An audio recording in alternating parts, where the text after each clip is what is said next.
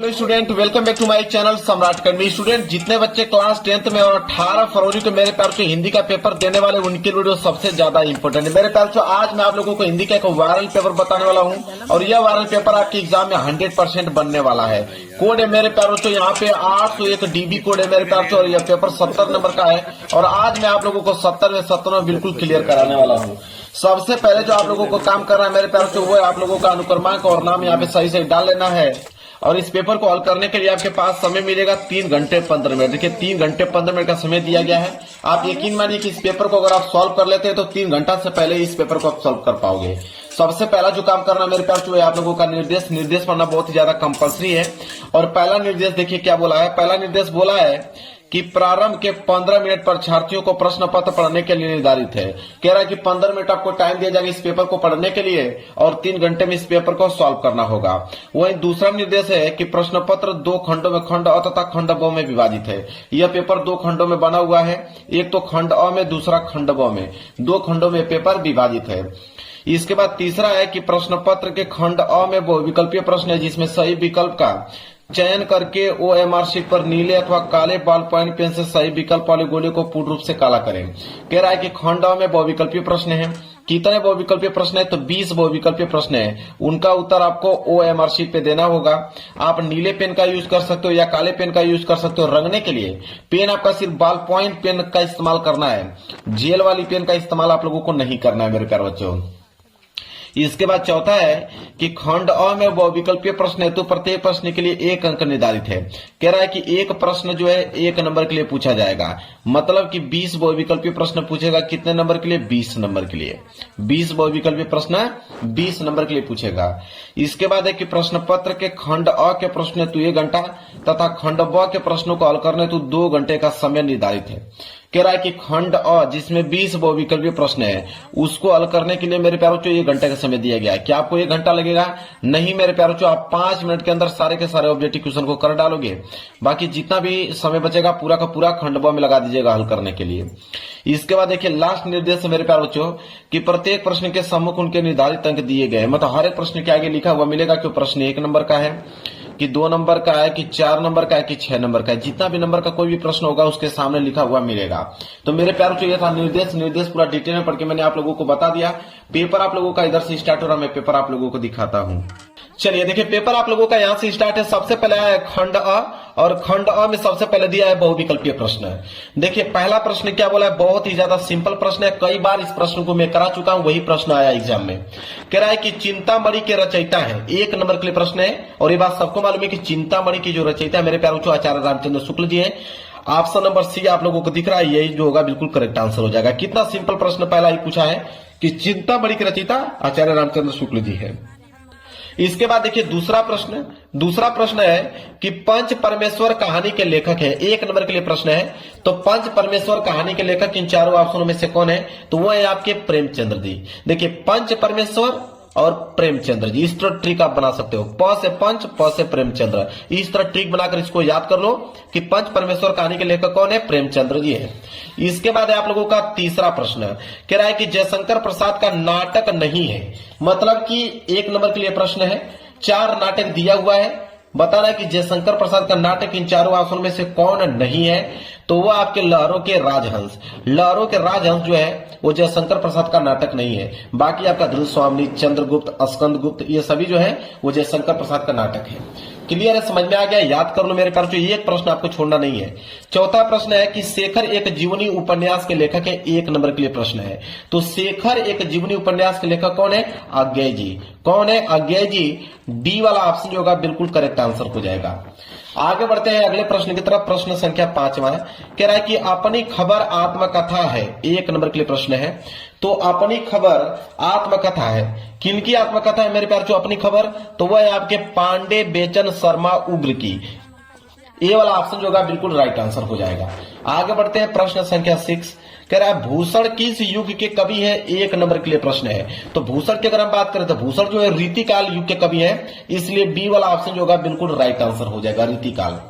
आगे बढ़ते हैं प्रश्न संख्या 7वां कह रहा है कि ललित ललाम रचना है। 1 नंबर के लिए प्रश्न बहुत ही ज्यादा इंपॉर्टेंट है। तो ललित ललाम जो है वो मतीराम जी की रचना है, इसलिए ए वाला जो होगा बिल्कुल करेक्ट आंसर हो जाएगा। अगला प्रश्न है प्रश्न संख्या 8वां। देखिए क्या है, कह रहा है यशोधरा रचना है। 1 नंबर के लिए प्रश्न है कि यशोधरा जो है वो किसकी रचना है। तो यशोधरा की अगर हम बात करें तो मैथिली शरण गुप्त जी की रचना है यशोधरा। डी वाला ऑप्शन जो होगा बिल्कुल राइट आंसर हो जाएगा। प्रश्न संख्या 9 है कि आंगन के पार द्वार रचना है। तो आंगन के पार द्वार रचना किसकी रचना है, आज्ञेय जी की रचना है। बी वाला ऑप्शन जो होगा बिल्कुल करेक्ट आंसर हो जाएगा। प्रश्न संख्या 10वां, दीप शिखा काव्य संग्रह रचना है। 1 नंबर के लिए प्रश्न है। देखिए दीप शिखा जो है वो एक काव्य संग्रह है और यह काव्य संग्रह रचना किसकी है, दीप शिखा, यह प्रश्न में पूछा गया है। तो यह जो है महादेव वर्मा की रचना है, इसलिए ए वाला ऑप्शन जो होगा बिल्कुल करेक्ट आंसर हो जाएगा।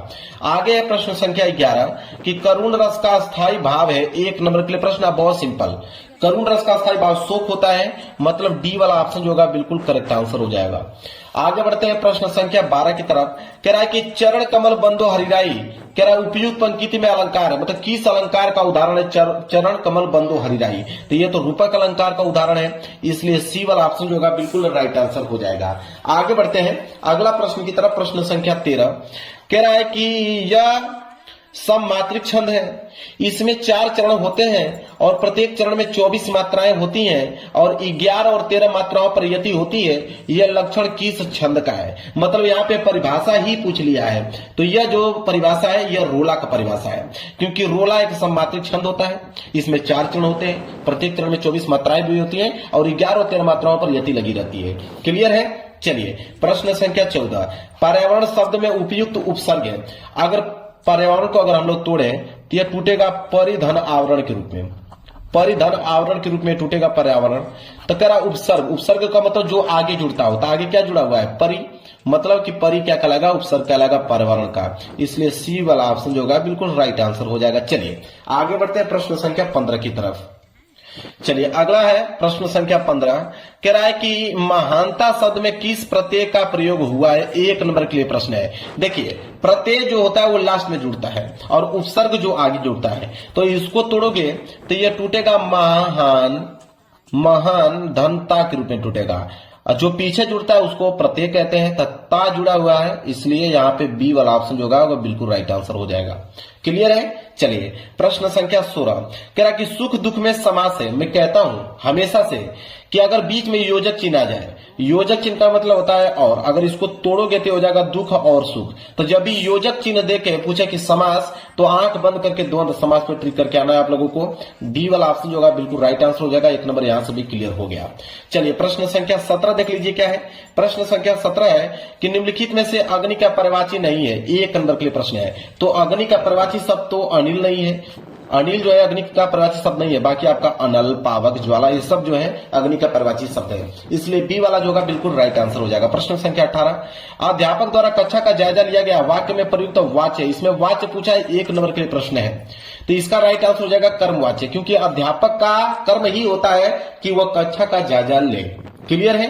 बी वाला ऑप्शन जो होगा बिल्कुल राइट आंसर हो जाएगा। चलिए और आगे है, तो यह मेरा पसंदीदा रेस्तरा है। अब यह के नीचे क्या किया गया, अंडरलाइन किया गया है। अब बताना कि यह जो है वो है क्या। तो यह की अगर हम बात करें तो वह एक सर्वनाम, निश्चयवाचक और पुल्लिंग और एकवचन है, इसलिए बी वाला जो होगा बिल्कुल राइट आंसर हो जाएगा। 1 नंबर यहां से भी आप लोगों का क्लियर हो गया।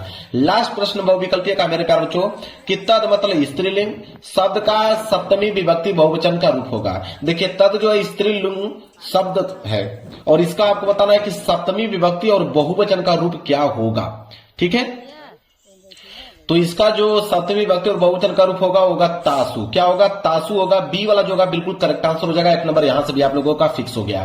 तो बिल्कुल कम समय में मेरे प्यारे बच्चों 20 के 20 बहुविकल्पीय प्रश्न का उत्तर मैंने बता दिया और 20 में 20 आप लोगों को बिल्कुल सही करके आने हैं, एक भी प्रश्न छोड़ना नहीं मेरे प्यारे बच्चों।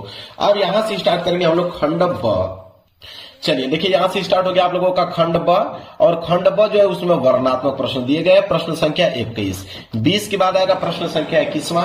देखिए क्या बोला है कि निम्नलिखित गद्यांशों में से किसी एक का गद्यांश पर आधारित सभी प्रश्नों के उत्तर दीजिए। अब एक गद्यांश आ गया, कितने नंबर के लिए पूछा है, 6 नंबर के लिए गद्यांश दिया हुआ है और यहाँ पे ऑप्शन 2 है। एक आपका क वाला है, कह रहा है कि क वाला नहीं कर पाओगे तो अथवा करके आपको ख वाला दिया गया है। तो दोनों में से कोई एक आप कर सकते हो जो आपको याद हो। मैं आपको उत्तर दोनों का बता देता हूं, आप देख लेना, जो आसान लगेगा उसको याद करके जाइएगा, वही एग्जाम में करके आइएगा। तो चलिए देखते हैं, पहले क वाला देखेंगे। क वाला क्या है कि अश्वारोही पास आया। ममता ने रुक रुक कर कहा, मैं नहीं जानती कि वह शहंशाह था या साधारण मुगल, पर एक दिन इसी झोपड़ी के नीचे वह रहा। मैंने सुना था कि वह मेरा घर बनवाने की आज्ञा दे चुका था। मैं आजीवन अपनी झोपड़ी के खोदे जाने के डर से भयभीत रही।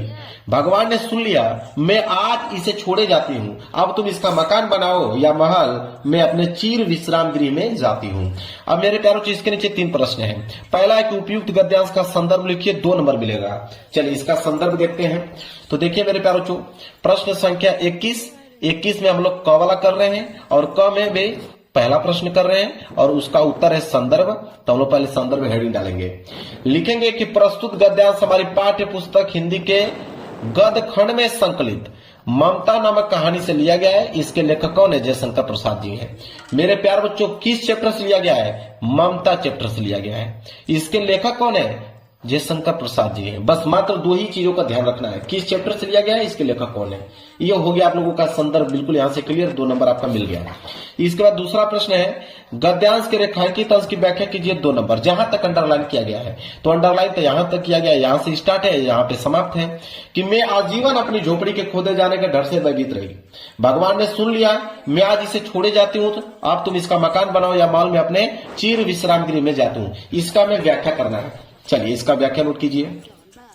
देखिए दूसरा, इसका व्याख्या लिखेंगे कि प्रस्तुत गद्यांश में लेखक जयशंकर प्रसाद जी कहते हैं, क्या कहते हैं जयशंकर प्रसाद जी, कि जब घुड़सवार ममता के पास आकर रुका तो ममता ने उसे घुड़सवार से बताया कि मैं यह नहीं जानती कि वह व्यक्ति कौन था, लेकिन मैंने सुना था कि वह व्यक्ति अपने अधिकारियों को यह आदेश दे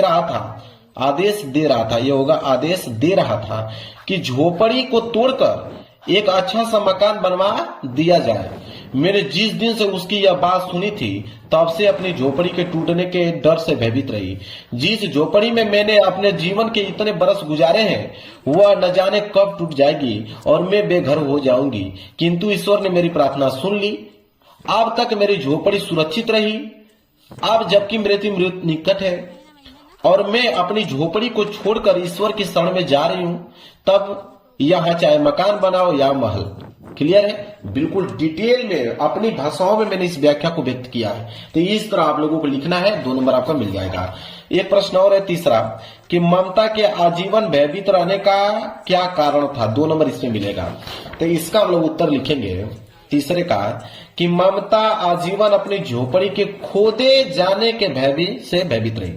मतलब खोदे जाने के भय से भयभीत रही। बस 2 नंबर आप लोगों को मिल जाएगा। पूरा का पूरा तीनों प्रश्नों का उत्तर डिटेल में मैंने बता दिया, नोट कर लो, 6 नंबर मिल जाएगा। अगर ये प्रश्न नहीं करना चाहते हो, क वाला अगर गद्यांश आप नहीं करना चाहते हो, कोई दिक्कत नहीं है, आप ख वाला कर सकते हो।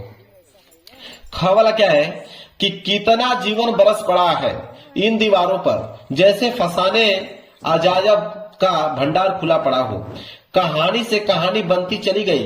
बंदरों की कहानी, हाथियों की कहानी, हिरणों की कहानी, कहानी क्रूरता और भय की, दया और त्याग की। जहां बेरहमी है वहीं दया का भी समुद्र उमड़ पड़ा है। जहां पाप है वहीं क्षमा के सोता फूट पड़ा है। राजा और कंगले, विलासी और भिक्षु, नर और नारी, मनुष्य और पशु, सभी कलाकारों के हाथे सिरसते चले गए हैं। हैवान की हैवानी को इंसान की इंसानियत से कैसे जीता जा सकता है, कोई अजंता में जाकर देखे। बुद्ध का जीवन 1000 धाराओं में होकर बहता है, जन्म से लेकर निर्माण तक। उनके जीवन की प्रधान घटनाएं कुछ ऐसे लिख दी गई है कि आंखें अटक जाती हैं, हटने का नाम नहीं लेती हैं। ठीक है, यह दिया हुआ है आपका गद्यांश। इसके नीचे भी 3 प्रश्न में दिखाता हूं आप लोगों को। देखिए पहला प्रश्न है कि उपयुक्त गद्यांश का संदर्भ लिखिए, 2 नंबर मिलेगा। तो चलिए इसका संदर्भ देख लेते हैं। तो देखिए ख का संदर्भ लिखिए कि प्रस्तुत गद्यांश हमारी पाठ्य पुस्तक हिंदी के गद्य खंड में संकलित अजंता नामक पाठ से है, जिसके लेखक डॉक्टर भगवत शरण उपाध्याय जी हैं। मतलब अजंता चैप्टर से लिया गया है, इसके लेखक डॉक्टर भगवत शरण उपाध्याय जी हैं। बस इतना पॉइंट लिखना है, 2 नंबर आप लोगों का क्लियर हो गया। अब मेरे प्यारों को देखिए दूसरा प्रश्न है यहाँ पे कि गद्यांश के रेखांकित अंश की व्याख्या कीजिए, 2 नंबर मिलेगा। जहां तक अंडरलाइन किया गया था, मैं अंडरलाइन दिखाता हूं आप लोगों को। तो देखिए अंडरलाइन यहां तक किया गया है कि कितना जीवन बरस पड़ा है इन दीवारों पर, जैसे फसाने अजायब जा भंडार खुला पड़ा हो। ठीक है, अब इसका हमें व्याख्या बताना है। अब मेरे प्यारे बच्चों कुछ मैं आप लोगों को वर्क भी देता हूं, बस मात्र एक लाइन का व्याख्या बताना है। यह मैं आप लोगों को होमवर्क देता हूं, देखते हैं कितने बच्चे कमेंट में ही इसका आंसर बता देते हैं। बस मात्र 2 लाइन का आप लोगों को आंसर लिखना है कि कितना जीवन बरस पड़ा है इन दीवारों पर। जैसे फसाने अजायब का भंडार खुला पड़ा हो, बस इसका व्याख्या बताना। तो जल्दी से कमेंट करके हर एक बच्चे का कमेंट आना चाहिए, इसका हमें व्याख्या हर एक बच्चे का पढ़ना है। देखते हैं कितने बच्चे इसका व्याख्या कर पाते हैं। इसके बाद तीसरा प्रश्न है कि कलाकारों के हाथों से क्या क्या सिरजते चले गए हैं, 2 नंबर इसमें मिलेगा। तो देखिए इसका उत्तर हम लिखेंगे कि राजा और कंगले, विलासी और भिक्षु, नर और नारी, मनुष्य और पशु सभी कलाकारों के हाथों सिरजते चले गए हैं, 2 नंबर यहां से मिल गया। और उसका व्याख्या का सारे बच्चों का कमेंट आना चाहिए। इसका व्याख्या हमें सारे बच्चों से उम्मीद है कि वो जरूर से जरूर कमेंट बॉक्स में इसका देंगे। बहुत ज्यादा बड़ा नहीं है, सिर्फ एक लाइन का व्याख्या बताना है। चलिए आगे बढ़ते हैं प्रश्न संख्या 22 की तरफ। देखिए प्रश्न संख्या 22 क्या है कि निम्नलिखित में से किसी एक पद्यांश पर आधारित सभी प्रश्नों के उत्तर दीजिए। तो 6 नंबर आपको मिलेगा पद्यांश पर भी, ठीक है। इसके नीचे भी 3 प्रश्न है, पहला, दूसरा, तीसरा, 3 प्रश्न है। और इसमें भी 2 ऑप्शन है, एक आपका क वाला है, क वाला नहीं कर पाओगे तो अथवा करके आपको नीचे ख वाला दिया गया है। दोनों में से कोई एक करना है, मैं तो आंसर दोनों को बताऊंगा। अब कुछ मैं होमवर्क भी दूंगा, जितने छोटे प्रश्न है उसको मैं होमवर्क में दे दूंगा। तो देखिए क वाला क्या है कि पुरते निकसी रघुवीर बधु, धरी धीर दय मग में डग द्वे, झलकी भरी भाल कनी जल की, पुट सुखी गए मधुराधर वे, फिर बुझती है चलनो अब केतिक, पर्ण कुटी करी हो कित है, तिय की लखी आतुरता पिय की, अखिया अति चारु चल चल जल चुए। ठीक है। अब इसके नीचे 3 प्रश्न है। पहला एक उपयुक्त पद्यांश का संदर्भ लिखिए, 2 नंबर इसमें मिलेगा। चलिए इसका संदर्भ देख लेते हैं। देखिए प्रश्न संख्या 22 का यहाँ पे हम लोग संदर्भ देख रहे हैं, ठीक है। लिखेंगे, देखिए 22 का ये क वाला है, तो यहाँ पर लिख दीजिएगा कि 22 का हम लोग क वाला कर रहे हैं। 22 का क है, जिसमें से उसका पहला प्रश्न है संदर्भ कि प्रस्तुत पद्यांश हमारी पाठ्य पुस्तक हिंदी के काव्य खंड में संकलित कवितावली ग्रंथ के वनपथ नामक शीर्षक से लिया गया है। और इसके रचयिता कौन से हैं? तुलसीदास जी हैं, मतलब तुलसीदास जी लिखे हुए हैं और वनपथ शीर्षक से लिया गया है। बस इतना पॉइंट आपको लिखना है, 2 नंबर आपको मिल जाएगा। इसके बाद है श्री राम के नेत्रों से आंसू क्यों बहने लगे, 2 नंबर इसमें मिलेगा। तो इसका आंसर हम लोग लिखेंगे, दूसरे का उत्तर नोट कीजिए कि सीता जी की थकावट से उत्पन्न व्याकुलता को समझकर रामचंद्र जी की आंखों में आंसू आ गया। बस 2 नंबर यहां से आप लोगों का मिल गया। कितना छोटे छोटे प्रश्न, तुरंत इसका जवाब दे पाओगे, आपको पूरे के पूरे अंक मिलेंगे। कह रहा है कि रेखांकित अंश पर्ण कुटी करी हो कि तय में कौन सा अलंकार है, 2 नंबर इसमें मिलेगा। बिल्कुल अनुप्रास अलंकार का प्रयोग किया गया है। डायरेक्ट आप लिख सकते हो कि अनुप्रास अलंकार, 2 नंबर यहां से मिल जाएगा। तो देखिए कितना सिंपल है, तुरंत याद हो गया, यहीं पे याद हो गया होगा आप लोगों को। अगर एक कवला नहीं करना चाहते हो तो आप खवला कर सकते हो कि मेवाड़ केसरी देख रहा केवल रण का न तमाशा था, वह दौड़ दौड़ करता था रण, वह मान रक्त का प्यासा था, चढ़कर चेतक पर घूम घूम करता सेना रखवाली था, ले महामृत्यु को साथ साथ मानो प्रत्यक्ष कपाली था। ठीक है। अब इसके नीचे 3 प्रश्न है। पहला है उपयुक्त पद्यांश का संदर्भ लिखिए, 2 नंबर, ये भी बिल्कुल आसान है। देखिए तो यहाँ पे अथवा का हम लोग यहाँ पे खवला देख रहे हैं, जिसमें से पहला प्रश्न है संदर्भ। नोट कीजिए संदर्भ इसका क्या होगा कि प्रस्तुत पद्यांश हमारी पाठ्य पुस्तक हिंदी के काव्य खंड में संकलित कविता हल्दी घाटी से अवतरित है और इसके रचयिता श्री श्याम नारायण पांडे जी है। 2 नंबर मिल गया, हल्दी घाटी से लिया गया है और इसके रचयिता श्याम नारायण पांडे जी है। तो 2 नंबर यहां से आप लोगों को मिल गया। चलिए आगे बढ़ते हैं। दूसरा प्रश्न, मेवाड़ केसरी किसे कहा गया है तथा वह मानसिंह पर रक्त का प्यासा बनकर क्यों टूट पड़ा, 2 नंबर यहां से मिलेगा। तो इसका उत्तर हम लोग लिखते हैं। देखिए इसका उत्तर होगा दूसरे का कि मेवाड़ केसरी अर्थात महाराणा प्रताप केवल हल्दी घाटी के भीषण युद्ध का तमाशा नहीं देख रहे थे, अपितु वे दौड़ दौड़ कर युद्ध भी कर रहे थे। उनके भीषण युद्ध को देखकर ऐसा लग रहा था कि जैसे वह मेवाड़ के सम्मान की रक्षा के लिए अकबर के सेनापति मान सिंह के खून के प्यासे थे। भाई लोग 2 नंबर यहां से आप लोगों को मिल गया। चलिए आगे बढ़ते हैं। तीसरा प्रश्न, ठीक है, ये तीसरा प्रश्न है कि रेखांकित अंश में प्रयुक्त अलंकार का नाम लिखिए। ठीक है, मतलब ये जो लाइन दिया गया है यहाँ पे कि ले महामृत्यु को साथ साथ मानव प्रत्यक्ष कपाली था, इसमें किस अलंकार का प्रयोग किया गया ये बताना है। तो लिखेंगे यहाँ पे कि मुक्तक पुनरुक्ति, प्रकाश, उत्प्रेक्षा तथा अतिशयोक्ति अलंकार का प्रयोग किया गया। 3 अलंकार का प्रयोग किया गया, नोट कर लो यहाँ पे। 2 नंबर यहां से फिक्स हो गया। आगे बढ़ेंगे प्रश्न संख्या 23 की तरफ। देखिए प्रश्न संख्या 23 है कि दिए गए संस्कृत गद्यांश में से किसी एक का संदर्भ सहित हिंदी में अनुवाद कीजिए। 5 नंबर मिलेगा। संस्कृत का गद्यांश आ गया, तो इसमें भी एक क वाला दिया गया है, क वाला नहीं कर पाओगे तो अथवा करके आप लोगों का ख वाला दिया गया है। 5 नंबर मिलेगा। 2 नंबर संदर्भ पे, 3 नंबर हिंदी अनुवाद पे मिलता है। तो पहले क वाला को देखते हैं। क वाला है कि ऐसा नगरी भारतीय संस्कृति वाला, देखिए यहां से लेके यहां तक है, ठीक है, यहां से लेके यहां तक है। इसका हमें संदर्भ सहित हिंदी में अनुवाद बताना है। तो चलिए देखिए कैसे लिखेंगे संदर्भ सहित हिंदी में अनुवाद। तो 23वें का क संदर्भ लिखिए कि प्रस्तुत गद्यांश हमारी पाठ्य पुस्तक हिंदी के संस्कृत खंड में संकलित वाराणसी पाठ से उद्धृत है। मतलब वाराणसी चैप्टर से लिया गया। सिंपल हिंदी अनुवाद की अगर हम बात करें, इसका हिंदी अनुवाद क्या होगा, जो हम लोग ये देख रहे हैं गद्यांश, इसका पूरा का पूरा हिंदी अनुवाद क्या होगा उसको नोट कीजिए। तो इसका हिंदी अनुवाद होगा कि यह नगरी भारतीय संस्कृति और संस्कृत भाषा का केंद्र स्थल है। यहीं से संस्कृत साहित्य और संस्कृति का प्रकाश सभी जगह फैला है।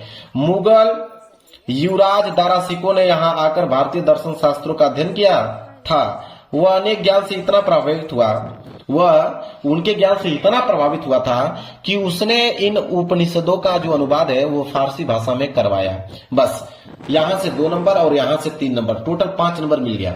अगर ये प्रश्न नहीं करना चाहते कोई दिक्कत नहीं है, अथवा वाला दिया है आप ख वाला कर सकते हो, कोई दिक्कत नहीं है, इसमें भी 5 नंबर आपको मिल जाएंगे। नागरिक वाला यहां से लेके यहां तक दिया है मेरे प्यारों को, नोट कर लो, यहां से लेके यहां तक है, ठीक है। इसका संदर्भ सहित हिंदी में अनुवाद बता दूं, आपको मिल जाएगा 5 नंबर। तो चलिए इसका भी मैं सोल्यूशन आप लोगों को बता देता हूं, नोट कीजिए। ख वाला, ख का संदर्भ यहाँ पे हिंदी अनुवाद है। तो संदर्भ नोट कीजिए कि प्रस्तुत गद्यांश हमारी पाठ्य पुस्तक हिंदी के संस्कृत खंड में संकलित प्रभुत्व ग्रामीण पाठ से उद्धृत है। मतलब प्रभुत्व ग्रामीण चैप्टर से लिया गया है। हिंदी अनुवाद की अगर हम बात करें तो लिखेंगे नागरिक बहुत देर तक सोचता रहा लेकिन पहेली का उत्तर देने में समर्थ नहीं हुआ, तो ग्रामीण से कहा कि मैं इस पहेली का उत्तर नहीं जानता। यह सुनकर ग्रामीण ने कहा यदि तुम उत्तर नहीं जानते हो तो मुझे 10 रुपए दे दो। अतः मलिन मुख वाले नागरिक ने शर्त के अनुसार 10 रुपए दे दिए। क्लियर है। चलिए आगे बढ़ते हैं प्रश्न संख्या 24 की तरफ। देखिए प्रश्न संख्या 24 क्या है कि नीचे दिए गए पद्यांश में से किसी एक पद्यांश का संदर्भ सहित हिंदी में अनुवाद कीजिए। 5 नंबर मिलेगा पद्यांश पे भी। ऊपर हमने गद्यांश देखा, ये पद्यांश है। इसमें भी 2 नंबर संदर्भ और 3 नंबर हिंदी अनुवाद पे मिलता है। इसमें भी 2 ऑप्शन है, एक आपका क वाला है, क वाला नहीं कर पाओगे तो अथवा करके आपके नीचे ख वाला दिया गया है कि सर्वे भवंती सुखिनम सर्वे संतु निरामय सर्वे भद्राणु पश्यन्तु मां कश्चित् दुख भाग भवेत्। ठीक है, इसका हमें संदर्भ सहित हिंदी में अनुवाद करना है। चलिए पहले क वाला को देखते हैं। तो 24 का क, देखिए ऊपर संदर्भ, यहाँ पे हिंदी अनुवाद। तो पहले संदर्भ देखिए कि प्रस्तुत श्लोक हमारी पाठ्य पुस्तक हिंदी के संस्कृत खंड के भारतीय संस्कृति नामक पाठ से उद्धृत है और इस श्लोक के माध्यम से कवि ने संसार के कल्याण की कामना की है। मतलब भारतीय संस्कृति चैप्टर से लिया गया है। इसका हिंदी अनुवाद हम बात करें तो संसार में सब सुखी हो, सभी निरोग हो, सभी कल्याण देखें, सभी दुख का भागी न हो। बस 5 नंबर आपको मिल गया। 2 नंबर ऊपर, 3 नंबर यहाँ पे उसके अनुवाद पे, 5 नंबर हो गया। चलिए अगर क वाला नहीं करना चाहते हो तब माता गुरुतरो भूखे वाला कर सकते हो। ठीक है, अरे भूमे, सॉरी, माता गुरुतरो भूमे, ठीक है, ये वाला कर सकते हो नीचे जो दिया गया है। इसका भी हम 2 ही चीज बताना है, एक आपको संदर्भ, दूसरा हिंदी अनुवाद बताना है। बस 5 नंबर आप लोगों का मिल जाएगा। चलिए इसका आंसर आप नोट कर सकते हो। देखिए अथवा ख वाला, यहाँ पे संदर्भ, नीचे हिंदी अनुवाद दिया हुआ है, नोट कीजिए। संदर्भ में होगा प्रस्तुत श्लोक हमारी पाठ्य पुस्तक संस्कृत भाग के जीवन सूत्राणु नामक पाठ से अवतरित है। मतलब जीवन सूत्राणु चैप्टर से लिया गया है। जीवन सूत्राणु चैप्टर से लिया गया है। हिंदी अनुवाद की अगर हम बात करें, हिंदी अनुवाद होगा कि माता पृथ्वी से भी अधिक भारी है, पिता आकाश से भी अधिक ऊंचा है, मन जो है वायु से भी अधिक शीघ्र चलने वाला है, तिनकों से भी बहुत अधिक जो है वो क्या है, चिंता है। क्लियर है। चलिए तो संदर्भ और हिंदी अनुवाद दोनों बता दिया गया यहाँ पे। चलिए आगे बढ़ते हैं। दोनों प्रश्नों का उत्तर मैंने बता दिया, क और ख दोनों का बता दिया। अब आगे बढ़ेंगे प्रश्न संख्या 25 की तरफ। देखिए प्रश्न संख्या 25वां है कि अपने पठित खंड काव्य के आधार पर निम्नलिखित प्रश्नों में से किसी एक का उत्तर दीजिए। 3 नंबर आपको मिलेगा खंड काव्य पे, लेकिन खंड काव्य मेरे प्यारों जो जिला वाइज जाता है, जो आपके जिला में पूछा जाएगा वही आपको एग्जाम में करना होगा। कोई दूसरा करोगे तो 1 नंबर एग्जामिनर नहीं देगा। तो आप देख लेना कि आप किस डिस्ट्रिक्ट से बिलोंग करते हो, तो आपके डिस्ट्रिक्ट में कौन सा खंड काव्य पूछा जाता है वही आपको करना होगा।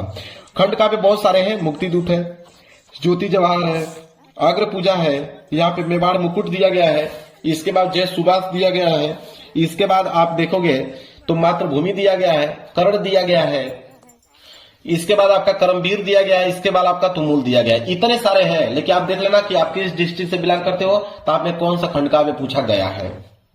चलिए आगे बढ़ते हैं। प्रश्न संख्या 26। प्रश्न संख्या 26 का क है कि दिए गए लेखकों में से किसी एक लेखक का जीवन परिचय देते हुए उनकी एक प्रमुख रचना का उल्लेख कीजिए। 5 नंबर आपको मिल जाएगा मेरे प्यारों बच्चों लेखक के जीवन परिचय पे। सारे विद्यार्थियों के जीवन परिचय याद होगा। 3 नंबर जीवन परिचय पे मिलता है, 2 नंबर रचनाएं पे मिलता है। आप चाहिए तो आचार्य रामचंद्र शुक्ल जी का कर सकते हैं, आपका मन करे तो डॉक्टर भगवत शरण उपाध्याय जी का, इसके बाद जयशंकर प्रसाद जी का। 3 ऑप्शन है, जो मन करे उसको आप कर दीजिए, तीनों ही इंपॉर्टेंट है, तीनों में से कोई एक करोगे 5 नंबर आपको मिल जाएगा। तो इसमें ज्यादातर आप लोगों को जैसे मान लीजिए आचार्य रामचंद्र शुक्ल जी का करना है, तो आप क्या करोगे, इनका डेट ऑफ बर्थ अच्छे से याद होना चाहिए कि जन्म कब हुआ था 1884 में, मृत्यु सन 1941 में हुआ था, बस्ती जिले के अगोना नामक ग्राम में इनका जो है जन्म हुआ था, पिता का नाम चंद्रबली शुक्ल था और इन्होंने इंटरमीडिएट तक पढ़ाई किया था। बस ये सारी चीजें। इसके बाद आप इनकी रचनाएं लिख सकते हैं, लेकिन इनकी रचनाएं आप लिख सकते हो जैसे चिंतामणि हुआ, रसमीमांसा हुआ, ठीक है, विचार विधि हुआ, बस 2-3 लिख देना, आपका काम बन जाएगा। आपका मन करता डॉक्टर भगवत शरण उपाध्याय का लिख सकते हो, आपका मन कर जयशंकर प्रसाद जी का लिख सकते हो, लेकिन आपको अपने से लिखिएगा यह जो है जीवन परिचय मेरे प्यारे बच्चों लेखक का याद भी होगा, मुझे बताने की जरूरत नहीं है।